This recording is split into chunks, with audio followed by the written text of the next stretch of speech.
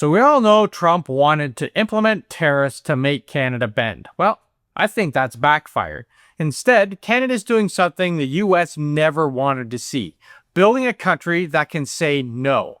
While the White House threatens another round of tariffs, Canada is attracting investment, opening new trade doors, strengthening its internal market, and watching American alcohol sales collapse by 81%. And you can already see the change. That giant Canadian flag going up outside Ottawa City Hall is more than a decoration. It's the image of a country that has decided to put itself first and basically giving them big middle finger to Trump and his cronies. But the bigger story is not the flag. The bigger story is that Canada is beginning to move money, trade, energy, defense, and public confidence in a different direction. Yeah, the US still has a larger economy. Nobody's disputing that. But size is not the same as strategy. And right now, Canada is making strategic moves while Trump keeps using threats that continue to encourage Canada and Canadians to build alternatives. So today, we're going to take a look at who's winning, where is the investment moving, who is opening new markets, and who is strengthening domestic capacity. Plus, why the United States may eventually discover that every new threat makes Canada less dependent on them.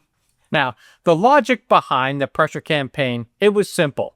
Make access to the American market more painful, threaten Canadian industries, divide the provinces, and wait for Carney to come back begging for relief. Well, that didn't play out exactly how they expected, has it? With all the BS coming out of the White House, Canadian companies now have to ask whether an agreement will still be respected 6 months from now. And investors, they have to ask whether access to the United States can be turned into a political weapon. You know what that does? That changes behavior.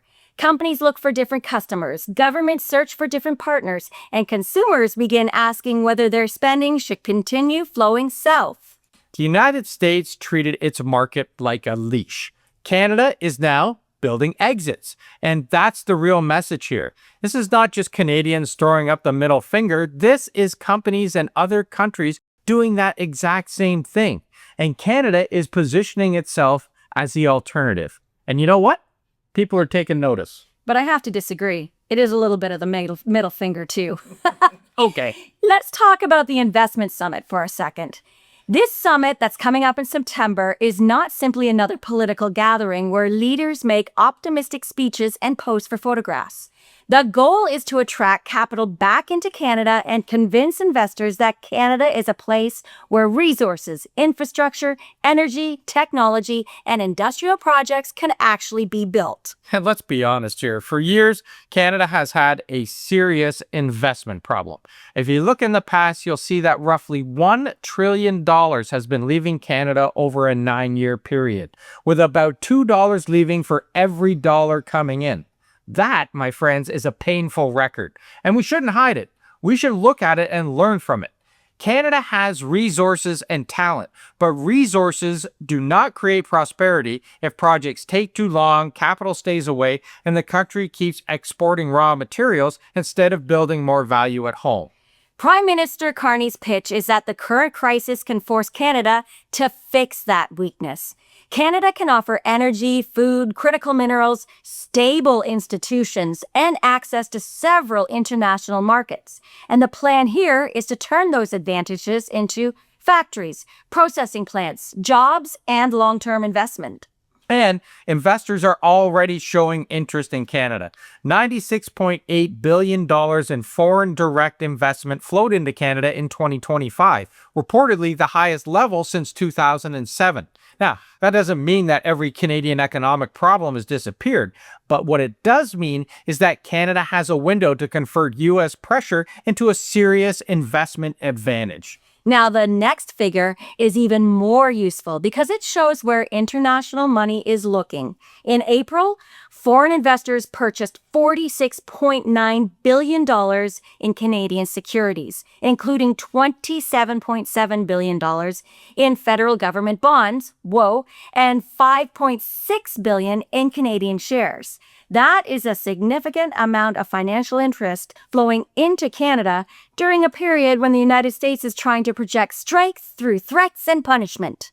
The whole idea here is that Canada is trying to become more attractive, more diversified, more capable of standing on its own, while the US is creating uncertainty around its closest trading relationships. And at the same time, the US economy is tumbling. No matter what Trump and Scott Bessent would have you believe, just look at the job numbers. The United States added only 57,000 jobs in June, while earlier job figures were revised downward by a combined 74,000. A major benchmark revision also reportedly found that the American economy had created 862,000 fewer jobs by March 2025 than previously estimated. Surprise! The Trump government was lying. Yeah, that sounds like winning to me, right? Really? Now, that's the contrast here that people need to understand. Canada is dealing with real problems, including affordability and investment leakage. But what we're doing is we're trying to repair those problems by attracting money and building options.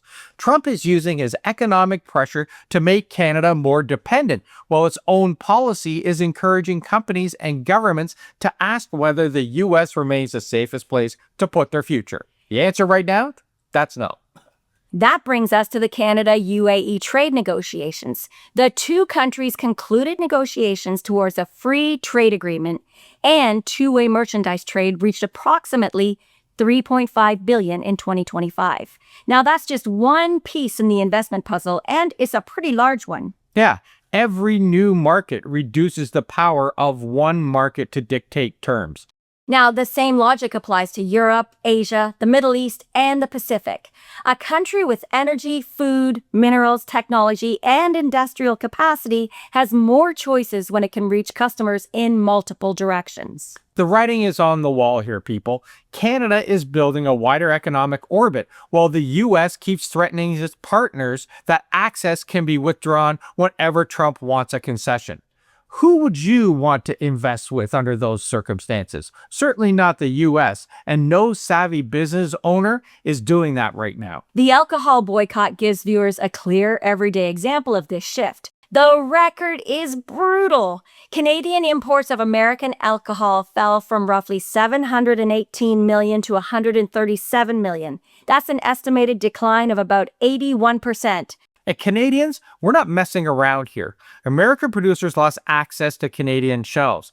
Canadian consumers, they changed their buying habits. And the White House noticed that political pressure. The boycott may not prove that capital has moved into Canada, but it certainly proves that Canadian consumers have discovered that American products, they're replaceable. We need to keep it going with everything, including travel. This is the only way to hurt Trump and his cronies, man. And that is why the Ottawa flag matters visually.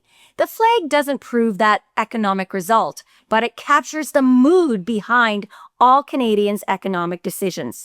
Canadians are being told that they have no choice but to accept the U.S. pressure, but the flag says the country is preparing to make different choices. Unfortunately, not every Canadian premier sees things the same way. At a time where national unity is paramount, Danielle Smith has decided that Alberta will not support or enforce the alcohol ban. Classic separatist move there, Danielle. But that's a whole other video. We could get into that. Yeah, how she's maybe a mega asset? I'm pretty sure she is. But here's a message for Danielle Smith. Canada is not going to let your short-sighted or political agendas drag us down. We will soldier on and support those who believe in unity. Now, that's all I have to say about that. Stay tuned for more when we rant about that awful Danielle Smith and the separatist movement. Well, I think you got a lot more to say about that. But let's get back on track here. The diversification strategy is now moving into energy, supply chains, and defense. Canada is preparing for the world where access to American systems, it's not guaranteed, nor do we want to be pressured into using them. And that means that strengthening internal supply chains, protecting the energy grid, expanding domestic production, and ensuring that defense spending leaves behind Canadian factories and skilled workers, that's what's important. And the recent defense announcements, it fits that pattern. Sure, Canada is spending more, but the goal is increasingly to keep more of the production, maintenance, research, and capacity inside the country, which will keep that money going to Canadians. Canada can work with Germany, Norway, Britain, Japan, and other allies while keeping more control and money over the systems it relies on. The broader point here is this. Canada is beginning to think about economic security, not just trade volume. Who owns the mine? Who controls the processing? Who can repair the equipment? Who controls the supply chain when relations become hostile? Those questions determine whether a country is genuinely independent and sovereign. For Canadian viewers, the message is straightforward. We are done relying on the USA for everything, especially with Trump in office. Canada is attracting investment, opening trade relationships, strengthening its internal markets, protecting strategic industries, and giving consumers more alternatives. And the consequence that Trump is missing here is that other countries and consumers are finding alternatives. Tariffs, they can be removed quickly, but the factory built somewhere else, it stays there. A trade route created for Europe, it remains useful. And a Canadian consumer who changes brands, they're not automatically going to return. That's for sure. I'm not going to start buying American bourbon just because the next administration uses a friendlier tone. We all know the US can't be trusted anymore. No. The goal here for Trump was that they wanted Canada more dependent on the US. But instead, it's taught Canadians that we can live easily without the strings of the US government pulling us down. I agree. So here's our question. Do you think all of this trade diversification, foreign investment, and boycotting of US products is working? Will Canadians continue to shun the US after Trump is gone? Let us know in the comments because we want to hear your thoughts. And while you're down there, check out the pinned comment for Substack, Facebook, and other ways to support our channel like our merch store and the A-Team. Woohoo! And don't forget to give this a like, hype, and a share so other people can weigh in on it as well. Thanks for watching, everyone. We'll see you tomorrow. Ciao for now.